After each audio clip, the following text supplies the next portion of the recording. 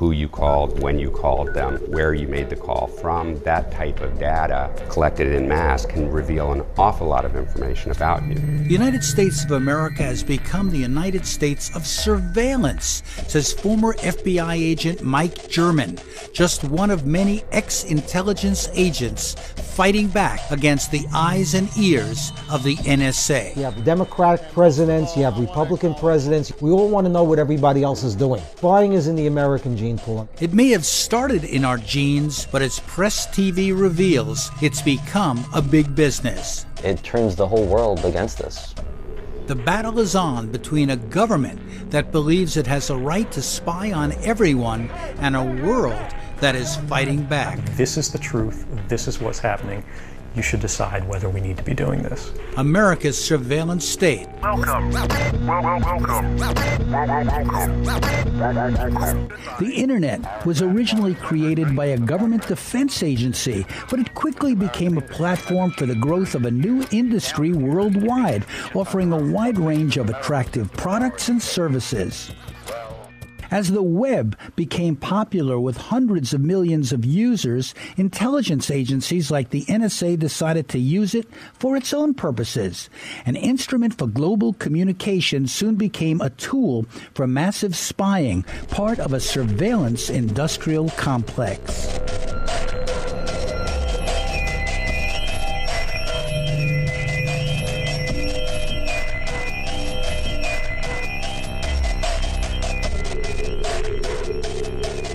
The vast super-secret National Security Agency took to the internet like a fish takes to water.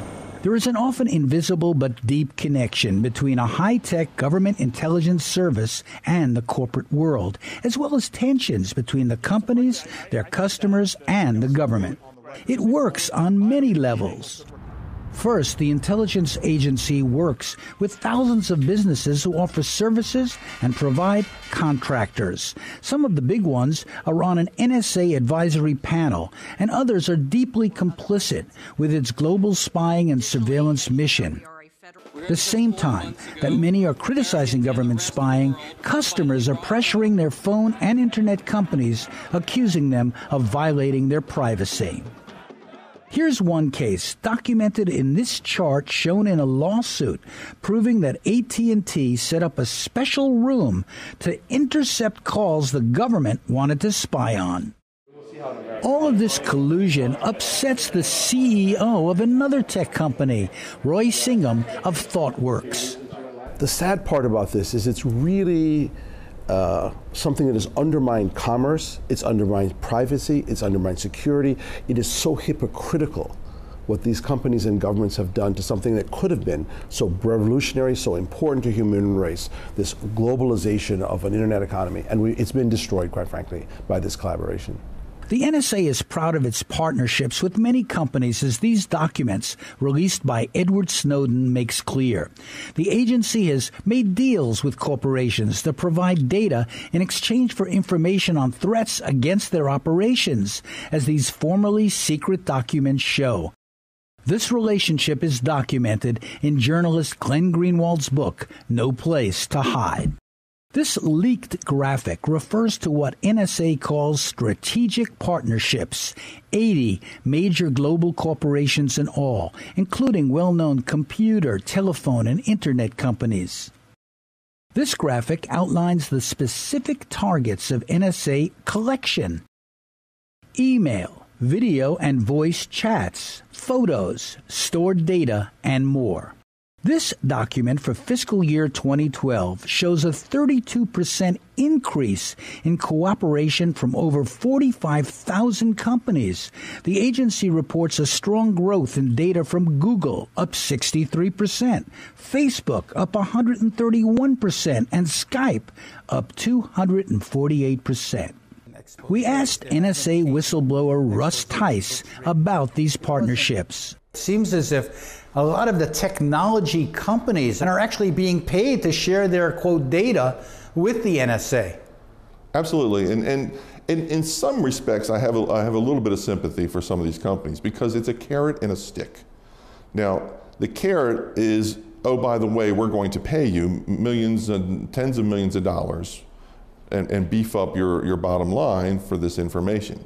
The stick is, if you don't give us the information, we're going to make life miserable for you. We're going to cut back on your government contracts, and as the CEO of Quest Communications found out, we're going to put you in jail if we can find some nitty-gritty thing that we can pin on you. And I think he just got out of jail just a couple months ago.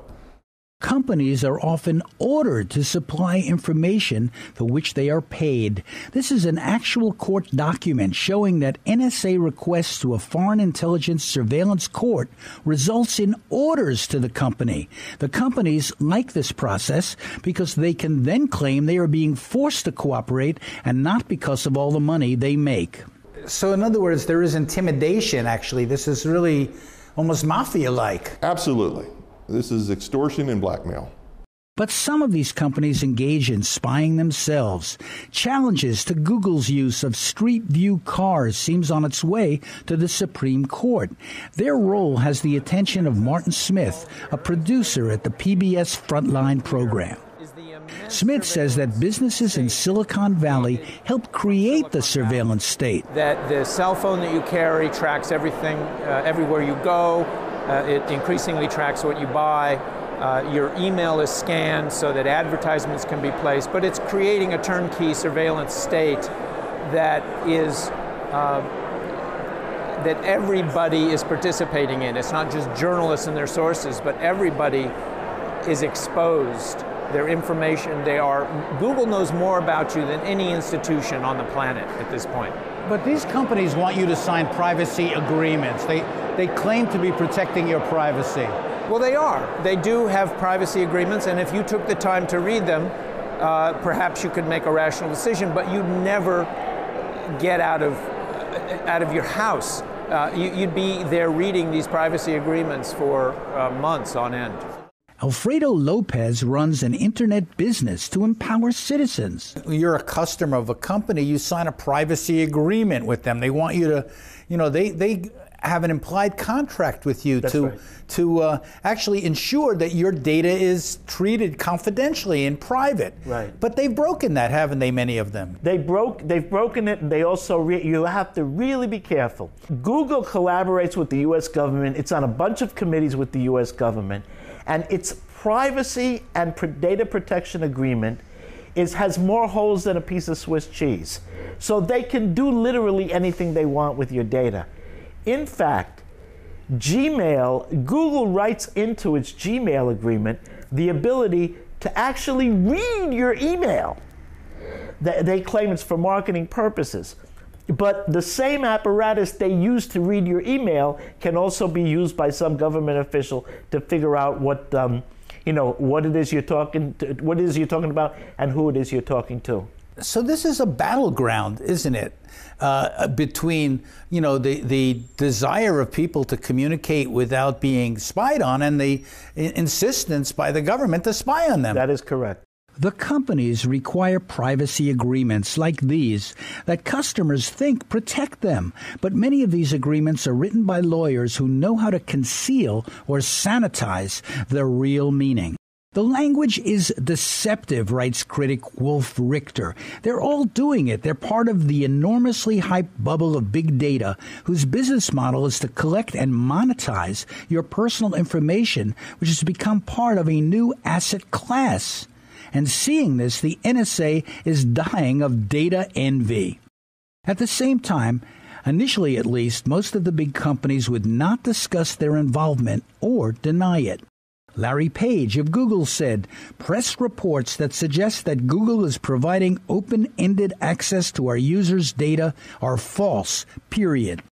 Facebook's chief security officer, Joe Sullivan, said, we do not provide any government organization with direct access to Facebook's servers. Later, Mashable reported Google, Microsoft, Yahoo, and other tech giants knew of the existence of the secret NSA surveillance program, PRISM. NSA's general counsel says tech companies were aware of PRISM, they just didn't know it was called that. Early on in the debate, there were some statements by companies who may or may not have been involved in the program saying, well, we never heard of PRISM. but whether they ever heard of PRISM, any company that was from whom information was being obtained under 702 knew that it was being obtained. Correct. PRISM is just an internal government term that as a result of the leaks became a public term, but collection under this program is done pursuant to compulsory legal process that any recipient company would have received. According to Tom Gelton, a correspondent for National Public Radio, the NSA and many companies signed on to an ESF, Enduring Security Framework, to work together in a mutually rewarding way. As part of what's called the Enduring Security Framework, chief executives of top U.S. corporations are brought to Washington 2 or 3 times a year for a one-day classified briefing. For each session, the CEOs get special top-secret clearances so they can be told about the latest in cyber weaponry. They can then go back to their companies and take steps to deal with the threats they hear about, threats they may not previously have taken seriously. Suddenly, tech companies began spending millions to boost their images. Right now, we exist in a surveillance state. I have no doubt in my own mind that we have, the corporate players and the government spies had put in place a mechanism where they can monitor almost everything at real time. And to assume that our secret policies, which are judged by courts that are secret, and issue mandates that are secret, to believe that this secret mechanism will safeguard us from devolving into a police state, I think is really the height of recklessness. Al Jazeera published emails showing a close personal relationship between Google execs and NSA. No wonder journalist Glenn Greenwald says, there almost is no division between the private sector and the NSA, or the private sector and the Pentagon when it comes to the American national security state. They really are essentially one. Here's just one list of NSA private contractors. And this goes back before 9/11. That NSA was increasingly, in the internet age, was increasingly going out to the defense, military industrial defense intelligence complex, and granting very, very large contract vehicles in the billions and billions of dollars to quote unquote solve the big data problem, to solve the intelligence problem of the digital age. Former NSA executive Thomas Drake told us a less expensive in-house surveillance program was later junked and replaced by one built by a private contractor, SAIC, at a much higher cost. The dark secret, right, which I've continued to talk about, is that the very best of American engineering innovation had already solved the problem. They just chose to ignore it. One particular program was called ThinThread, and it was developed for just over $3 million, but it didn't stand a chance against a program called Trailblazer, which was $4 billion. When it was awarded with great fanfare as a flywheel contract, the flagship program in which it would take NSA into the digital age. And that was in the spring of 2000. In fact, I was, again, told by the number 3 who I reported to, it says, you got to be at least 10 million to even get noticed. And 2, ThinThread came out of there was a signals, we call it Signals Intelligence Automation Research Center, otherwise known as SARC, it was really a center of excellence. But it was internal. Internal, had about a dozen people, right? And guess what? It was replaced by a $4 billion project. That $4 billion project had been already awarded. It was the corporate solution. You did not challenge the corporate solution. Even though the acquisition regulations, the contract regs, require you to determine if there are any alternatives or existing solutions that meet the requirements.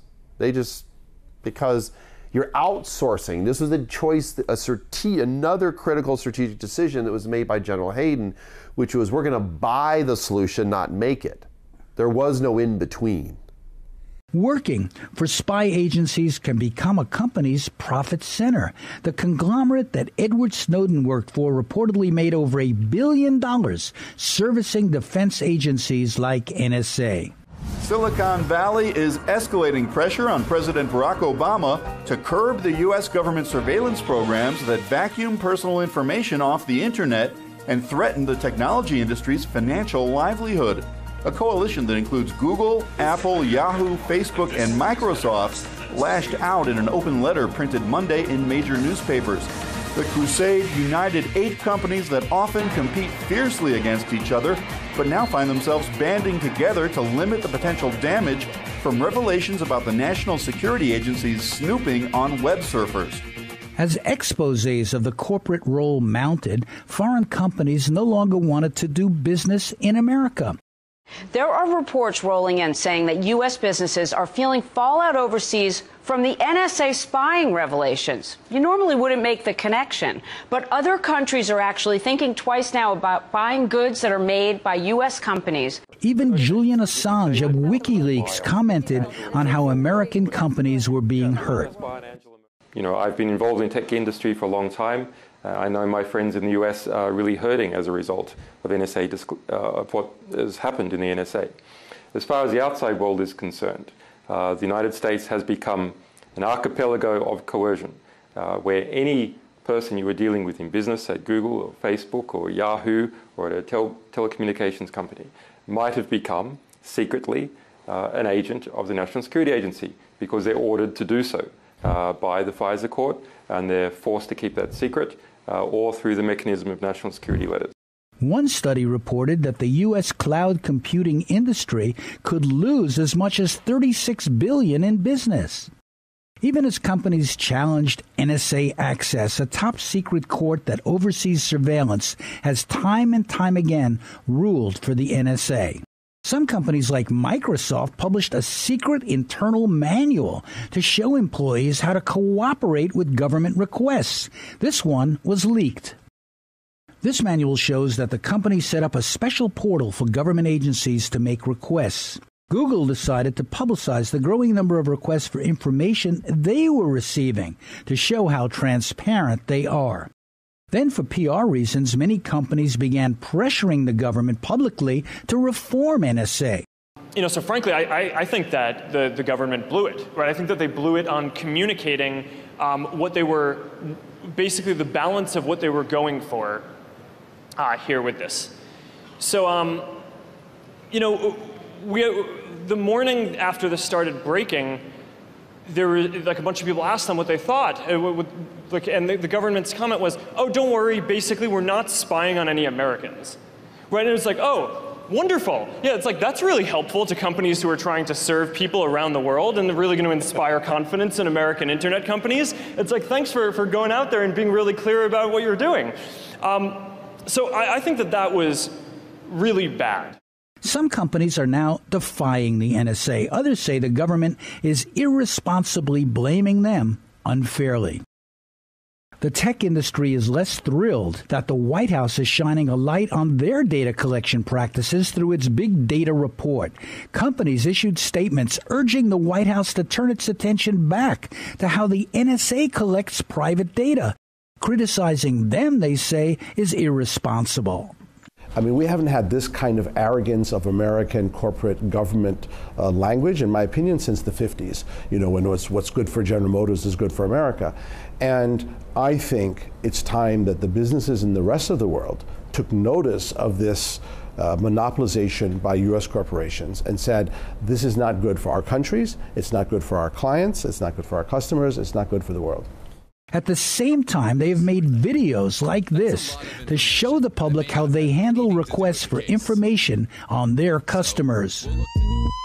In the course of a criminal investigation, sometimes the government requests information on Google users. Here's how we protect users' information from excessive requests, while also following the law.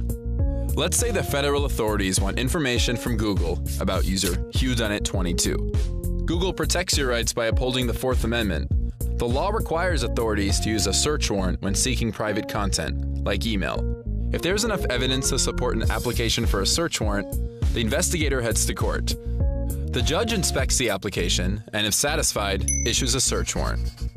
To Alfredo Lopez, videos like this give the impression that these companies are being sensitive to customer concerns. They say a range of things. Most of the time, the people that we interact with and the bodies that I'm with, and when I go to different activities, that with hotsy-totsy people where they pay for your lunch and dinner, they say, "You're right, Alfredo, and we're working on that." Or it's another. See, everything is so compartmentalized and divided that it's a self-protection. They can protect themselves. They also, here is the problem. To see the picture this way, you have to have the politics to see the picture. And that's what I keep saying to people that I talk to all the time. I think as somebody in the tech sector, something that's more upsetting to me is the lack of vigilance in the first place of the corporations and their hypocrisy in the defense of this, and they have no real plan to put pressure on the United States government or international bodies to protect their other citizens. Listen, we're a global business. I operate in 30 countries. We have people working, I think, in 15 countries right now. We have consumers, we have businesses in all these countries. Most global businesses do. Whom am I accountable to? Am I not accountable to my client in India or to my client in South Africa? Of course I am. You can't pretend that you like global business and then you think it's okay that one country and one set of countries, corporations, have this unlimited license to exploit and spy on the rest of the world. You cannot proceed from the premise that the government has the right to conduct surveillance against you or anyone else. It does not have that right under the Constitution of the United States. It says it clearly. And, all this stuff about, we have to surveil criminals and terrorists and everything. How you know someone's a criminal? And how do you know someone's a terrorist? Why are you taking my email? If these companies can collect this information, so can the government. Martin Smith's Frontline series exposed corporate collusion with the NSA. The Googles, the Facebooks collect as much of our sensitive data as possible. But anything you hand to a private company is potentially government. The NSA specifically targets the communications of everyone. Corporate America and the national security state know so much about us, and we know so little about them.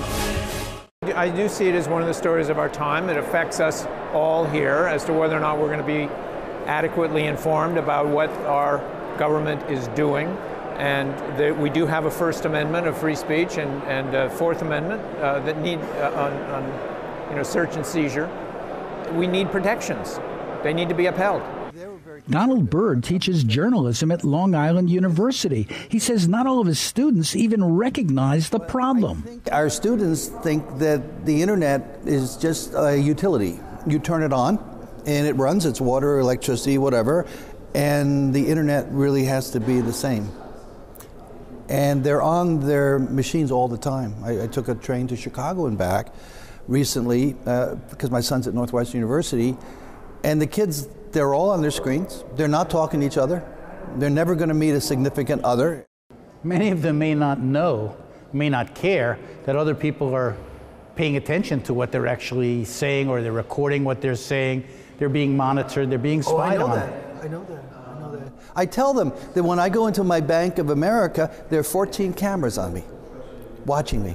The cameras everywhere. We know that, and so forth. And I tell them never to text anything they wouldn't want their mother to read. Is privacy dead then? I mean, personal privacy? I think so. I think it is. So in a sense, the NSA, by its desire to control everything, has actually led to the global resistance to it. This is about economic, military, political, ideological, historical control. This is the fundamental nature of power in the world. Whoever controls the commanding heights of the new world economy, which is the internet, dominates the economic landscape for the next 50 years, then dominates the politics, and with that they dominate the political and military narrative. My sister, as a historian, and others have told me that when you have a chance to rewrite history, you control the future. This is also about changing the history of the past. That's dangerous. Victors write history. If we're not careful, we're going to create a situation where the history of the people who fought in the civil rights movement, that's going to be obliterated. How did Nelson Mandela go to prison? It was the American deputy ambassador who turned him in. Those facts of history will be conveniently discarded if we're not careful. And that's what's at stake. The future of history and the future of knowledge. Coming up next, combating insider threats. the NSA's latest preoccupation since the disclosures by Edward Snowden created a firestorm. You will meet whistleblowers and hear their dramatic stories in the next episode of America's Surveillance State.